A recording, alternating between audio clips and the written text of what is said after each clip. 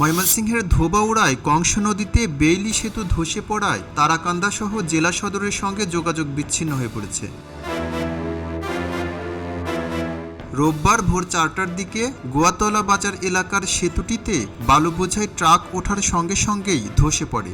এ ঘটনায় কোনো হতাহত হয়নি। তবে তারাকান্দা ধোবাউড়া প্রধান সড়কে সব ধরনের যান চলাচল বন্ধ হয়ে যাওয়ায় দুই পারের হাজার হাজার মানুষ চরম দুর্ভোগে পড়েছে।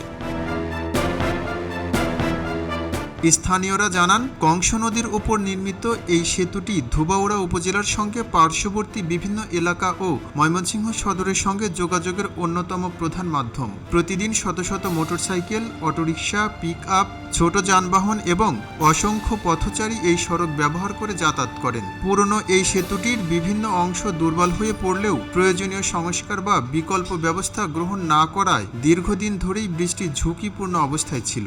শেষ পর্যন্ত এটি ধসে পড়ায় চরম দুর্ভোগে পড়েছে লাখো মানুষ। ধোবাউড়া উপজেলা নির্বাহী কর্মকর্তা মোহাম্মদ মোশাররফ হোসেন জানান, প্রায় 10 বছর আগেই সেতুটিকে ঝুঁকিপূর্ণ ঘোষণা করা হয়েছিল। সেতুটি মেরামত অথবা বিকল্প যোগাযোগ ব্যবস্থা চালুর জন্য প্রয়োজনীয় পদক্ষেপ গ্রহণ করা হচ্ছে। খবরের কাগজ, নিখাত, নির্ভীক, নিরপেক্ষ।